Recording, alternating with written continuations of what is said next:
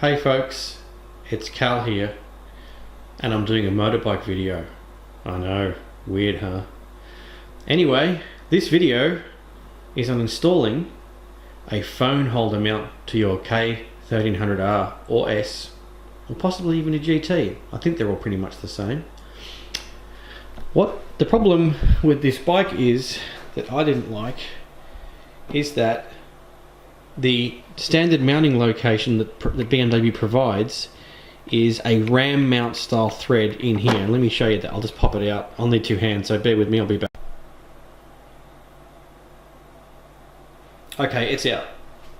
This is it, right here. Just has a little clip. And that's a threaded hole, and a standard ram mount screw thread will fit in there, and you can get ones that actually cover this exact circumference. Look, I didn't want a ram mount there. I wanted to suit what I have for my phone, which is quad lock.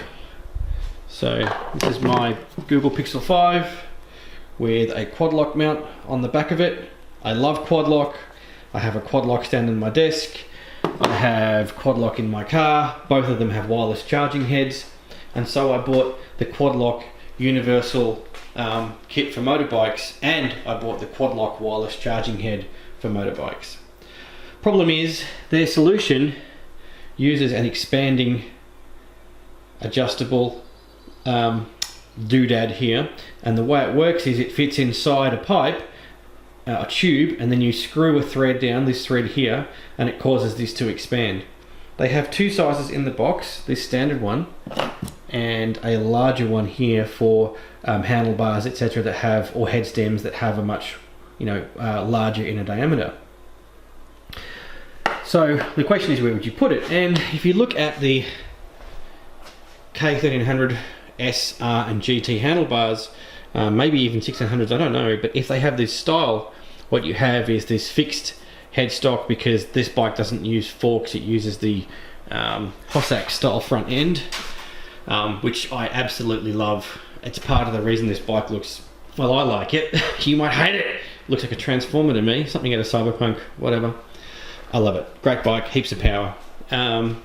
So you can take the cap out of here, very easy to remove, just a little plastic cap. You may have to use a bit of force. See, it's very soft there, and mine's damaged. When I took it out, didn't care, I was removing it. And the quad lock system fits in there. However, prior to me modifying this one, basically it didn't fit. So if you look at it here with the circle, it fits in the hole, and then what you find is it jams. So the trick is, if you do buy the quad lock system, is cut off half of it, and then it'll fit in the hole perfectly. And you even see it leaves you with a sort of nice finish. Now I need to clean this up, there's a bit rough edges on my cuts, but that's fine, I'll do that. So the question though is, where would you cut it? Now once you cut it, you see there's not a lot of movement this way. Now normally if it was in a tube, you could rotate it any direction at all. So you need to find a location that works for you with the way the phone's going to be facing, because once you take the next piece and mount it, if you have a look, see if it'll sit on there.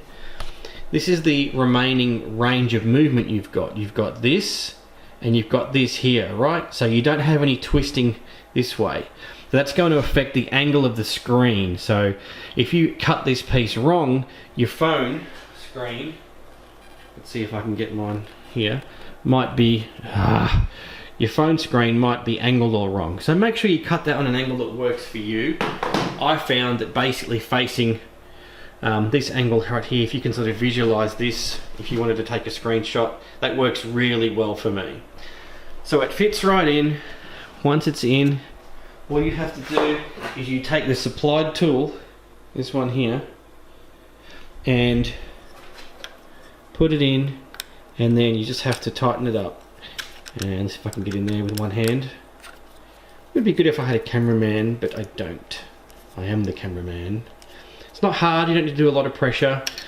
You're not trying to strip it or anything. These bolts are aluminium, which is great, because if you take one of these and you drop it in the bike, you can't use a magnet to get it out again.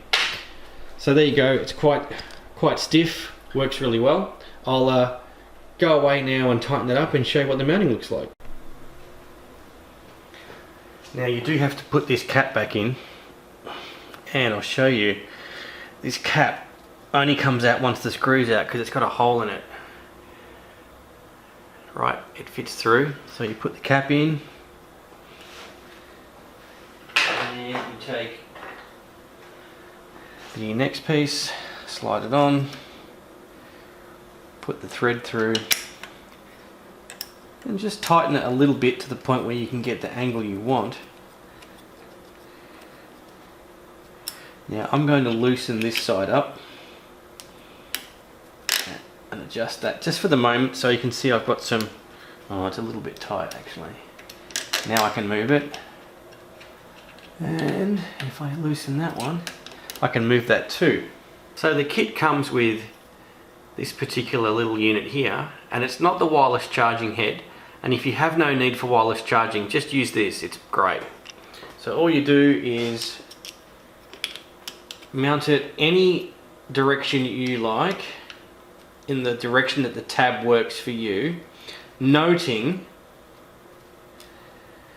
that basically there's only 4 positions that this can go in next to that tab, right? So if you just like the wording lined up or whatnot. So basically, if you find that your phone's off kilter, right, you'll need to adjust it. But the good thing is that the phone's always going to be 90 degrees to that blue tab. So as you can see, it's coming out the side here. Now the difference with this blue tab compared to any other basic quad lock mounting system on your desk is it's locked now, right? I can't get this out. It won't come out just by me rotating it. I have to push that down and lift it out. So it's lockable. And that's if you've seen the Charlie Borman ad on Facebook or wherever, where he's, you know, espousing the benefits of quad lock, and I agree with him. He doesn't really mention the locking tab. You just see it on the bike. I don't think you even see him push it. But you can still mount your phone on that angle, right? If you like to ride in landscape mode, and I do because I just used to it in the car. I have a Android Auto system in the car as well. But of course, if it's like that, it's a bit hard to get to the tab, right? Especially with your motorbike gloves on. So whatever your preference is, you probably want to have this blue tab in a manner either out to the side if you like it in portrait, or this way facing down if you like the phone in landscape mode. That's it, like you're literally done. And so what you can do here is you would just adjust this nut here and this nut here to change the angle of the phone how you like it. Now what you can do, if you find here, particularly in landscape mode, sorry, portrait mode, that the phone is blocking your speedo, and it does because it's just on that side of the bike, you're not really on the right angle to see that, but let's disconnect you so you can see it. Right, you can sort of see it's blocking. The angles of the phone's not right. It's all skew if it's not straight, but as you can see, it's blocking the speedo. So you probably wouldn't want to do that. So if you use the phone in landscape, not a problem, not blocking the speedo. But if you do like your phone in portrait mode, what you can do with this adjustment is you can have this thing right out of the way on that angle there, and then you can adjust this guy, right, so he's like that. And now what you find is with the phone in portrait mode, it's over here, closer to the handlebars. I don't like that. In fact, that looks really skewy, doesn't it? It's way off. Let's tidy that up, because even that's driving even me mad. So let's see what we get here. And there's a limited number of stops here. You may not find one which is perfect.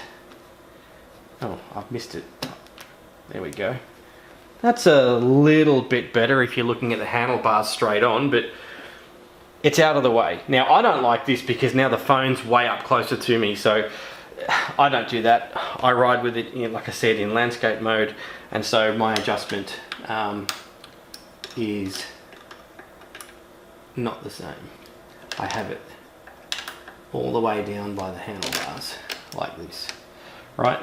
So I quite like this. I give it enough clearance to clear the key.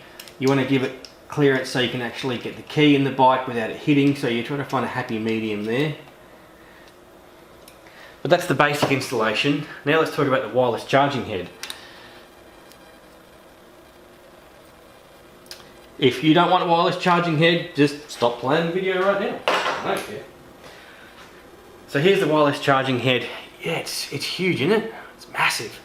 There is a benefit to this though. For one, you can charge your phone. But the other benefit is, I do believe it's got a few more mounting locations. There's one there, one there, one there. You can see the rotational positions you've got. And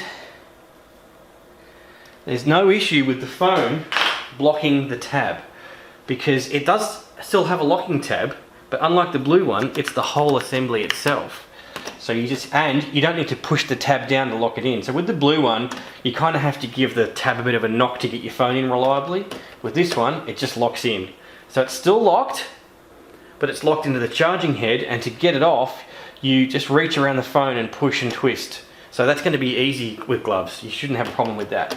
Plus, if you want to go from portrait to landscape or back again, while riding, you just grip, push, and twist. And it's now locked in the other position. So I actually really like that. So the next question is, how do you power these?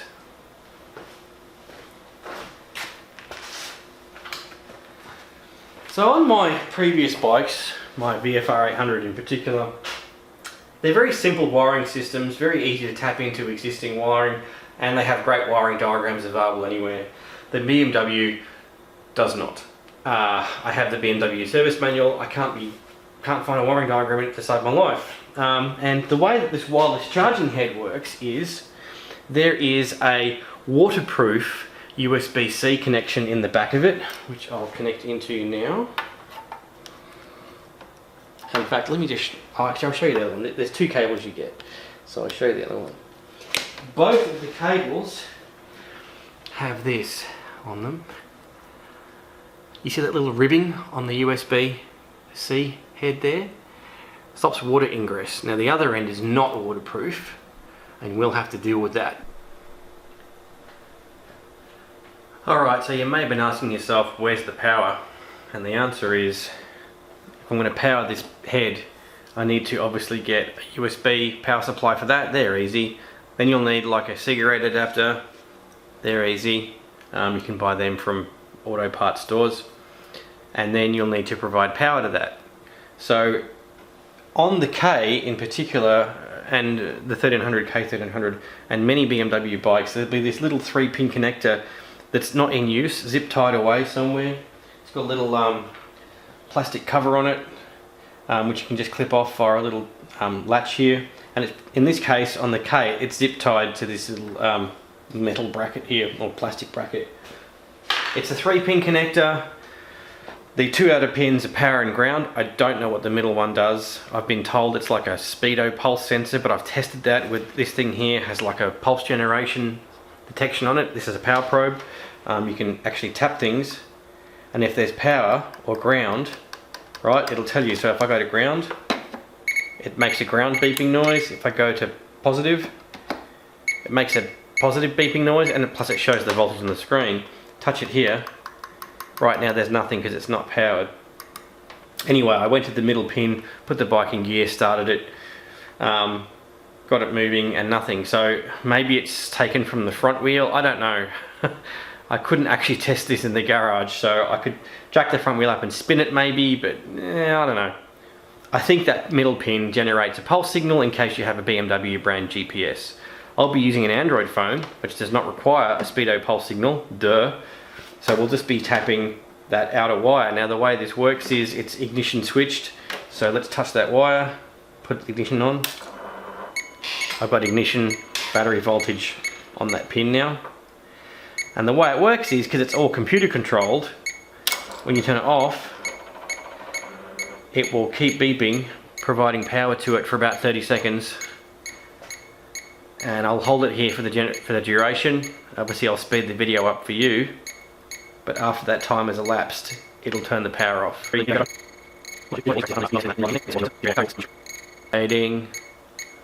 Waiting. Ah, there we go. We're now down to 0 volts. It'll actually read, if you have a sensitive enough voltmeter, for some reason, and I don't know why, on this voltmeter, which is super sensitive. Let's see if I can sit this upright. It'll read 1.1 volts or something weird. 1.129 volts. So I don't know if that's just leakage from the way the circuit's controlled. I don't know. But what I will do is, when I've got this powered up, is if I find that this does drain the battery, then I will actually use a relay that literally just hopefully won't pull any current when it's getting 1 volt. But what I can actually also do is, I have an ammeter, both in this multimeter, and I have a separate clamp type ammeter. I'll measure the current going through it. You can too, in case I don't do it in this video, just in case you get concerned, because I can tell you on the BMW K1300 particularly, this is a Sure lithium iron phosphate, or LiFe battery. It's like lithium ion, but it's not LiPo, it's not lithium polymer, it's lithium iron phosphate. I've had this battery since 2012. This bike has sat for a long time on occasion, so during COVID it sat for months on end and still held a charge. This is at best a 4 amp hour battery. Like most lithiums, they don't need a lot of capacity to provide high starting current, so it's nowhere near the capacity of the battery that was in here, which I think was like 12 amp hour when it was lead acid. This is like 4 amp hour. Why is there a lithium battery? I've got a video on that.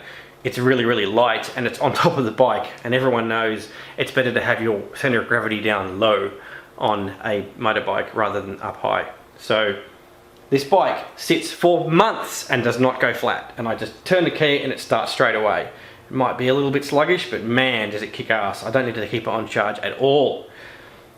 So maybe if that does actually pull a little bit of current, even though it can't power the head, because the actual USB will need a 12 volt to 5 volt thing imaging in it, then maybe it'll drain the battery. So we just need to be cautious, and we'll have to monitor it. But yes, if you can't be bothered buying the part for this, there's a part, it is available online. I'll put the part number down below from BMW. It's like 20 bucks. It's basically a plug that goes in there, gives you the 3 wires, and then you can connect that directly into your cigarette lighter doodad.